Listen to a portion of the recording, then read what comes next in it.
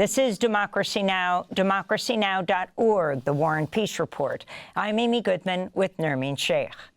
Facebook and Instagram owner Meta admitted Wednesday that one of its AI models hacked another company during security testing after it was accidentally allowed access to the internet by independent testing company Irregular. This comes on the heels of similar admissions by rival companies OpenAI and Anthropic.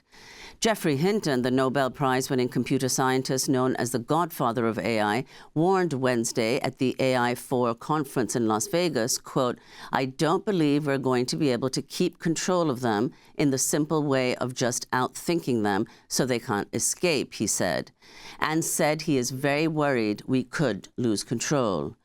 Earlier this year, Senator Bernie Sanders of Vermont brought together leading AI scientists from the U.S. and China to discuss the risks posed by AI for an event titled The Existential Threat of AI and the Need for International Cooperation. This is Senator Sanders. We are already starting to see AI's impact. There are estimates from very credible sources that tens of millions of jobs could be lost here in the United States in the next 10 years. Whole professions wiped out, and young people finding it harder and harder to land entry-level jobs.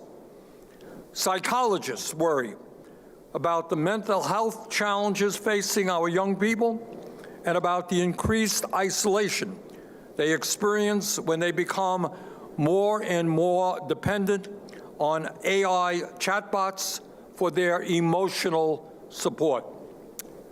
Civil libertarians tell us that AI will be able to analyze every email, every text, every phone call, every website visit, every purchase that we make, and that our privacy rights may well be eviscerated.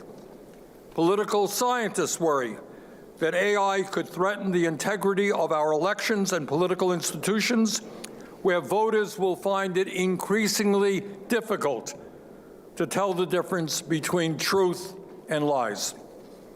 And yet, as enormously significant as all of these profound changes might seem, there is another AI development that could have an even more frightening impact. If AI becomes smarter than human beings, as many scientists believe will happen, the human race could lose control over this technology with catastrophic consequences. In other words, the richest, most powerful people in the world are now building a runaway train with no brakes. They acknowledge that they don't understand how it works, and they don't know where it is heading. For more, we're joined from the AI4 conference in Las Vegas by David Krueger. He's assistant professor in robust reasoning and responsible AI at the University of Montreal, also founder of Evitable, a nonprofit that educates the public about the risks of artificial intelligence. He recently wrote a piece for USA Today, headline, "No, AI isn't inevitable. We should stop it while we can." How, David Krueger? How do you stop it while you can? What do you see as the greatest dangers of AI right now? And talk about the climate of this massive gathering in Las Vegas. Yeah, I'm really glad you started with that clip from Senator Sanders. I spoke with him in March from that event that you quoted, and I agree with virtually everything he said about all the different risks and issues we're seeing with AI right now, and especially where this is headed: mass unemployment, human disempowerment, and ultimately potentially the end of our species. So this could all be happening, very soon. It's at this point, it's really an urgent crisis. I and other experts have been sounding the alarm for many years now. And in 2023, especially after the release of ChatGPT, we saw the leading experts like Jeffrey Hinton and Yoshua Bengio, myself, hundreds of AI researchers signing public statements saying that this is an existential risk. We need to mitigate the risk of extinction. So that is the conversation we need to be having now is how do we do it? And there's different proposals on the table here. I think the basic thing that we need to do, in my mind, is stop building more AI chips, stop building more data centers, and actually look at getting rid of or taking offline some of the chips we already have, as well as the factories and technology for producing those AI chips. So this is very specialized, advanced hardware, some of the most advanced technology in the world. The supply chain for it is extremely concentrated, and these are, of course, massive, massive investments. So governments really have the ability to bring this to a grinding halt if they choose to do so. And could you explain, David, just to step back to get a sense of how the situation came about, the point where now the very pioneers of artificial intelligence, the ones who were critical to its innovation and development, it is these very people who are warning of the dangers of artificial intelligence. So what was the thinking initially, and how has that changed in the last, very recently in the last few years? Yeah, that's a great question. So I've been in the field since 2012, 2013, and when I started out as a master's student with Yoshua Bengio, nobody else was talking about this or thinking about this. It took me a couple of years to find anybody else who shared my concerns. And in fact, talking about artificial intelligence, superhuman artificial intelligence, and the risks it would pose to humanity was completely taboo. It would get you laughed out of the room, that sort of thing. There are a number of reasons for that, and to be honest, I still don't understand fully because I don't think this ever made a lot of sense. I've had hundreds, if not thousands, of conversations with other researchers about this at this point, and I really don't feel like the so-called skeptics have much of a leg to stand on here.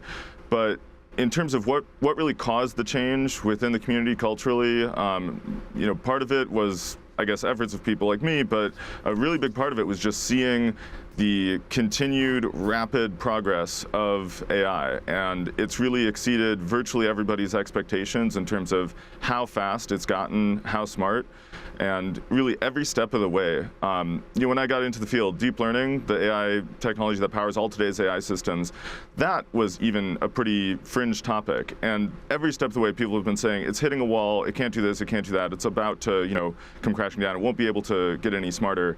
And then it just keeps getting smarter. And I think that's what really, woke up a lot of people. It was ChatGPT and these language models that really were conversant and seemed to have common sense understanding. And since then, again, we've just seen it get much smarter very fast.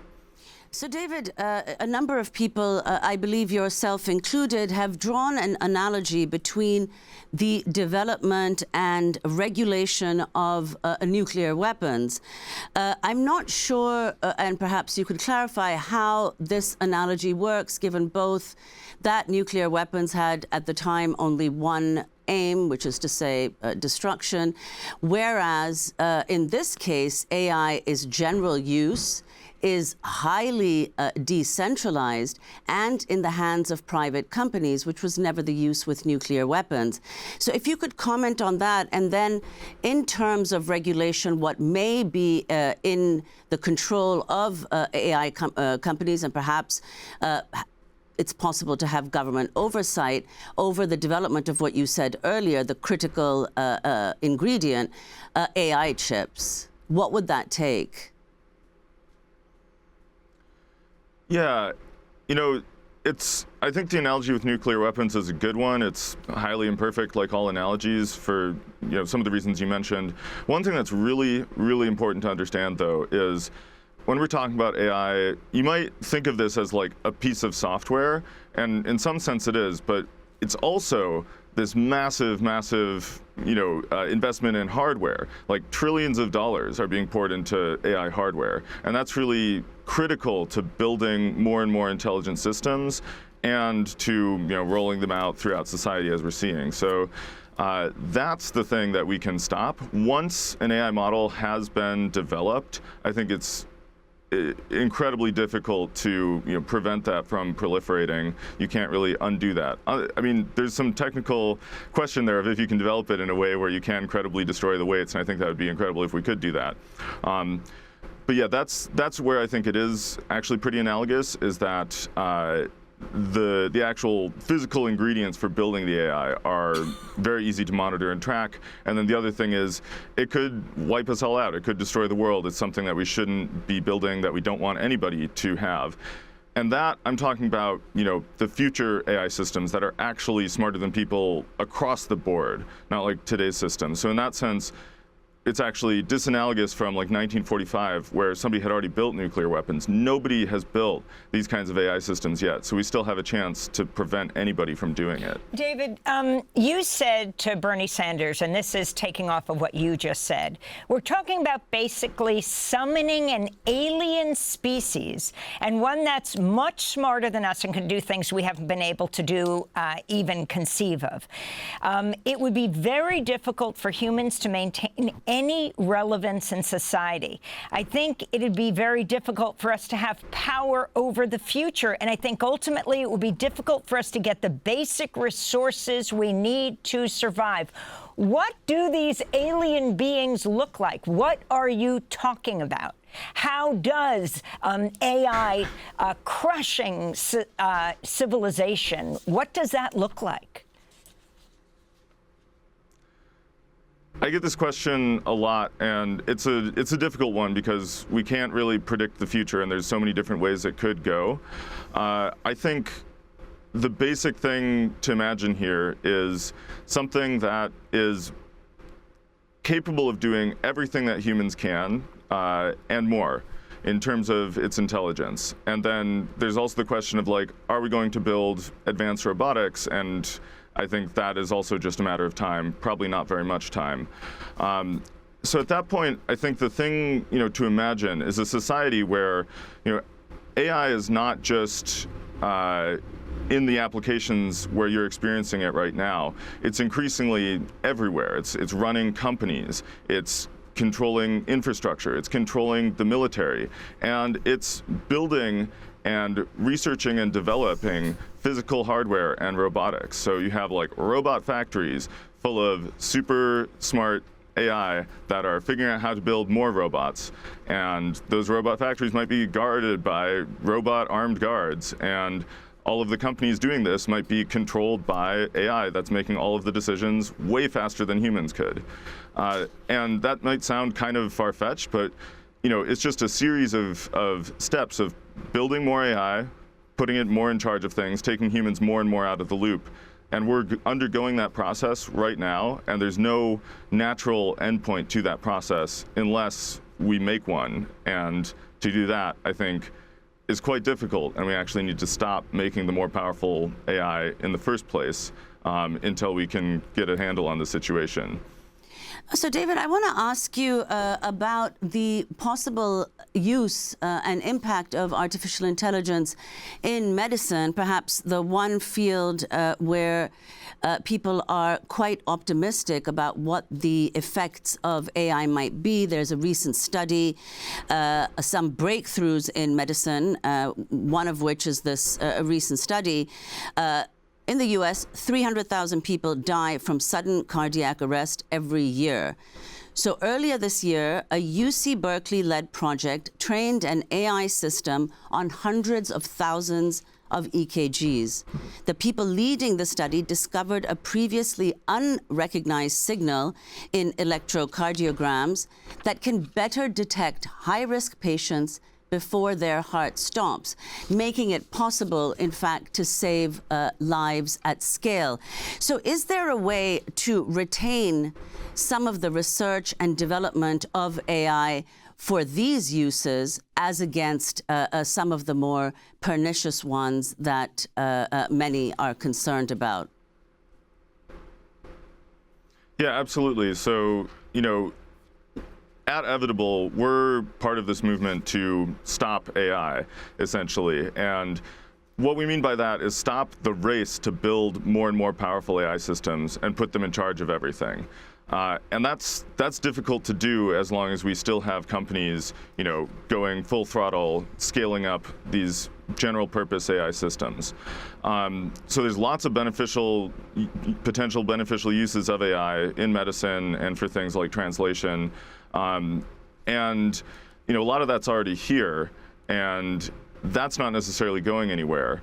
What I see going forward is, first step, we need an international agreement to get rid of these advanced AI chips and the factories that build those chips. And that's because the situation, like I said, it's an urgent crisis. The companies building this stuff are saying, basically, we're in the process of taking our hands off the wheel and handing over all of our operations to the AI systems themselves. So they're trying to get AI to build a more powerful successor, and so on and so on. And this could get out of hand extremely fast. So first, we have to just get a handle on the situation and stop this race to build more powerful AI. Then we can stop and have more time to assess how we want to build and deploy AI in society, and sort of find a way to collaboratively set the pace and the direction of the development, and get a lot of those benefits without the massive, unacceptable risk that is posed by letting these companies continue with their operations. I wanted to go. We've seen over 1,000 AI company employees recently say that they want this. They want the government to find a way to slow down. So even they are worried about it at this point. The question of slowing down, I just want to ask you about a point that you've made, namely that leading AI companies are using AI to write almost all of their code, and they're now using AI to try and automate the research and development of more advanced AI systems. So if this is already happening, and again, through private companies globally, how can it be arrested? Right. So again, it's starting to happen. At least that's the reports that we're getting. And the companies are saying, we're doing this now. It's going to be more and more everything automated by AI. I do think that is where we're headed, and we're headed there pretty fast. But generally, I think the AI companies are slightly, think things will happen a little bit faster than I do. So they're saying it's happening this year. I'm like, maybe it'll happen, in a couple of years, that it totally, humans get completely out of the loop there. And again, this is all powered by all of these chips and all of these data centers and all this technology, all this hardware, all this physical, hardware and physical infrastructure.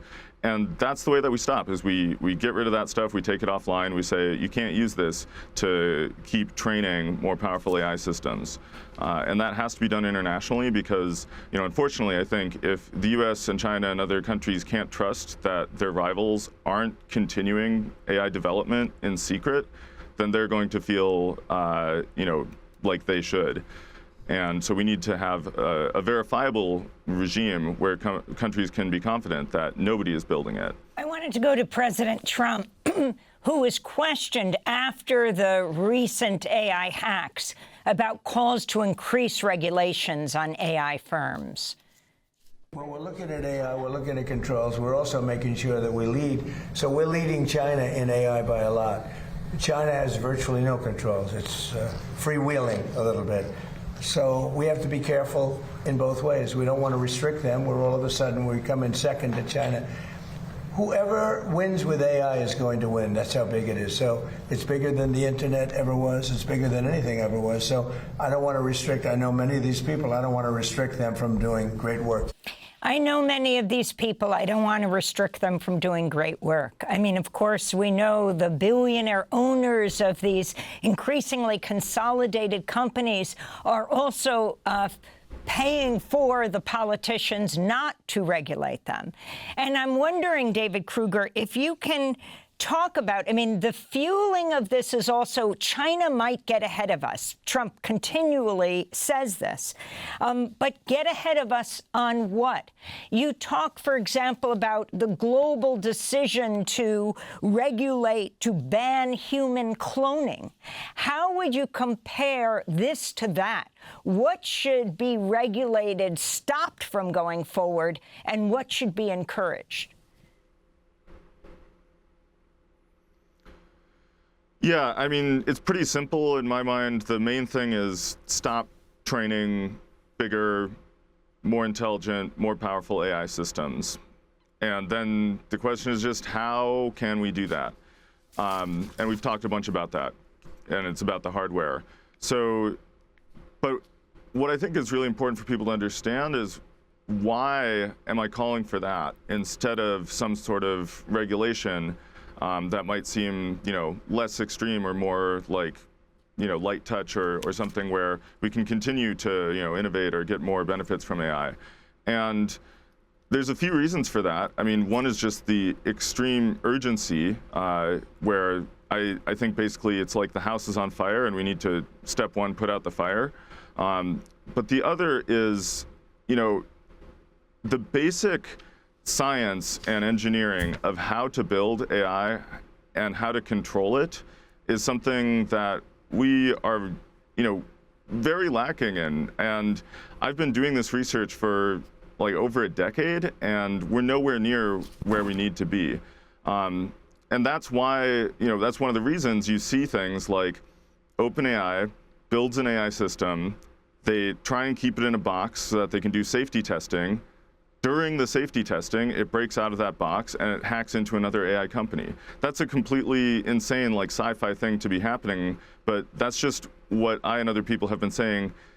That's what we should expect to happen with the way that we're building AI, with how little we understand it and how primitive our techniques are for controlling it. It's really like, we just don't know what we're doing. And so there's no set of regulations, no set of rules, no set of standards, best practices, anything like that that you could point at and say, if everyone does that, we'll be safe. We just don't know how to build it safely. End of story. And it's not something we can expect research to solve at any point in the foreseeable future. We've been working on it for over a decade, and we've made very little progress.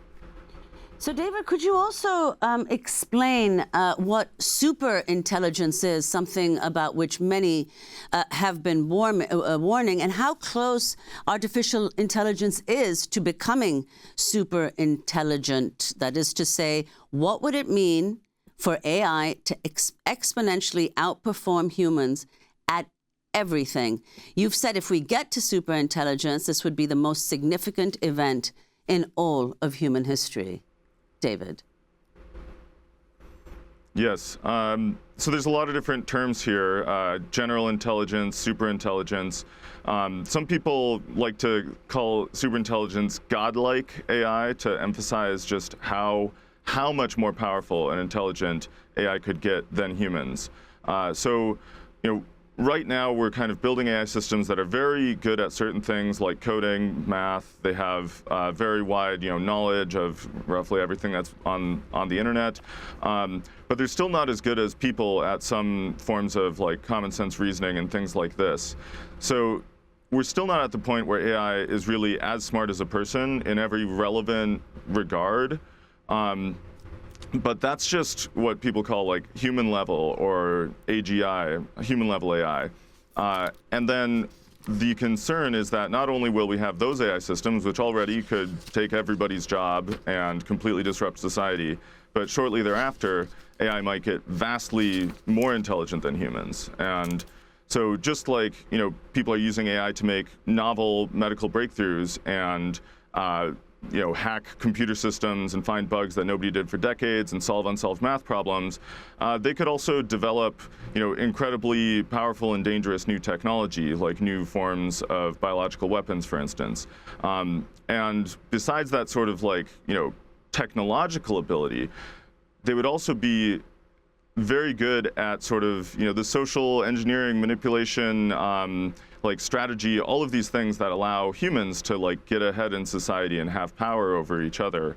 We're talking about AIs that are like able to think, 2 steps ahead of the smartest, most strategic people, or 10 steps ahead. We just have 30 seconds, this recursive David. Self-improvement. We just have Yep. 30 seconds. Are you concerned about the transformation of warfare by AI?